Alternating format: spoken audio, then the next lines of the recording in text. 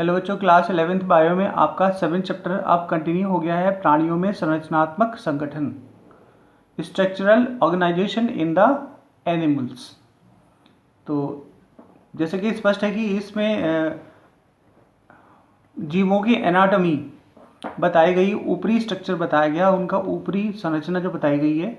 तो उसमें कोशिकाओं का बहुत महत्वपूर्ण स्थान है कि सारा का सारा शरीर, हमारा पूरा का पूरा शरीर बहुत छोटे छोटे से कोशों से मिलकर बना होता है। एक अलग पार्टिकुलर, एक अलग यूनिट से मिलकर बना होता है। इस यूनिट को एक सेल कहते हैं, एक कोशिका कहते हैं, जो स्वतंत्र फ्रीली काम नहीं करती। केवल और केवल ब्लड की सेल फ्रीली काम करती है, बल्कि ये वाली सेल फ्रीली काम नहीं करती। और अगर स्ट्रक्चर की बात करें, वर्क की बात करें, स्ट्रक्चर ऑफ वर्क अगर किसी सेल का सेम होता, group of cell which work same and which look same, that is called tissue. और एक समान कोशिकाओं का समूह जो काम भी एक जैसा करता है और दिखता भी एक जैसा है, उस समूह को, उस ग्रुप को टिश्यू कहते हैं। टिश्यू मिलके एक ऑर्गन बनाता है, ऑर्गन मिलके एक बॉडी बनाता है, सिस्टम बनाता है, सिस्टम मिलके एक बॉडी बनाता है।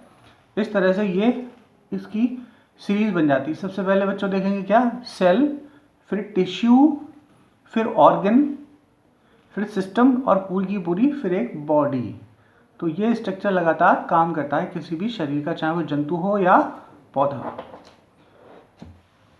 आइए पढ़ते हैं। एक कोशीय प्राणियों में जीवन की समस्त क्रियाएं लगभग, जैसे पाचन, श्वसन, जनन, एक ही क्रिया द्वारा संपन्न हो जाती हैं। बहुकोशिक प्राणियों के जटिल शरीर में उपयुक्त आधारभूत क्रियाएं भिन्न भिन्न कोशिका समूह के द्वारा सुव्यवस्थित रूप से संपन्न की जाती हैं। सरल प्राणियों जैसे कि हाइड्रा का शरीर विभिन्न प्रकार की कोशिकाओं का बना होता है, जिसमें प्रत्येक कोशिका की संख्या हजारों में होती है।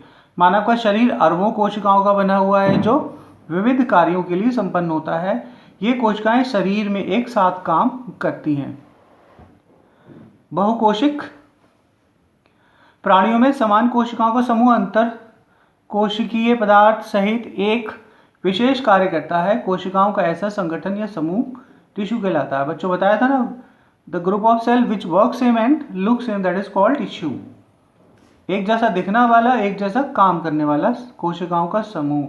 आपको आश्चर्य हो सकता है कि सभी जटिल प्राणियों का शरीर केवल 4 प्रकार की आधारभूत कोशिकाओं का बना होता है। ये सब एक विशेष अनुपात एवं प्रतिरूप से संगठित होकर अंग का निर्माण करते हैं, जैसे आमाशय, ब्लैडर, फुफ्फुस या फेफड़ा या लंग्स, हार्ट, हृदय, वृक्क, किडनी। जब 2 या 2 से अधिक अंग अपनी भौतिक व रासायनिक पारस्परिक क्रियाओं से एक निश्चित कार्य को संपन्न कर लेते हैं या अंग तंत्र का निर्माण करते हैं, जैसे पाचन, श्वसन तंत्र, समस्त शरीर की जैविक क्रियाएं, कोशिकाएं, कोशिका ऊतक तथा अंग तंत्र श्रम विभाजन के द्वारा संपन्न होती है और पूरे शरीर को जीवित रखने के लिए योगदान देती है। प्राणी ऊतक देख लेते हैं अब। क्या है प्राणी ऊतक? जंतु ऊतक, एनिमल टिश्यू कह सकते हैं इसे। कोशिका की संरचना उसके कार्य के अनुसार बदलती रहती है। इस प्रकार ऊतक भिन्न भिन्न होते हैं और उन्हें मोटे तौर पर निम्नलिखित से 4 प्रकार में वर्गीकृत किया गया है। उपकला ऊतक, संयोजी ऊतक, पेशी ऊतक। उपकला ऊतक मीन्स एपिथीलियम, जो शरीर की सबसे ऊपरी त्वचा वाली कोशिका होती है, उसे एपिथीलियम कहते हैं। संयोजी ऊतक मीन्स कनेक्टिंग टिश्यू, जो शरीर को हड्डियों से, मांसपेशियों से, धमनियों से, शराओं से जोड़े रखती है, उसे संयोजी ऊतक कहते हैं, कनेक्टिंग टिश्यू कहते हैं। Blood is a kind of connecting tissue. शरीर में रक्त भी एक तरह का संयोजी ऊतक है। पेशी ऊतक, मसल सेल या मसल टिश्यू। तंत्रिका ऊतक, ये बहुत इंपॉर्टेंट टिश्यू हैं। इन्हें न्यूरॉन टिश्यू भी कहते हैं या एक्सॉन टिश्यू भी कहते हैं। न्यूरॉन टिश्यू, तंत्रिका ऊतक। ओके बच्चों, आपने आज प्राणी ऊतक देखा। कल से हम नेक्स्ट टाइम से उपकला ऊतक या एपिथेलियल ऊतक के विषय में पढ़ेंगे। ओके बच्चों, thank you so much for watching my video.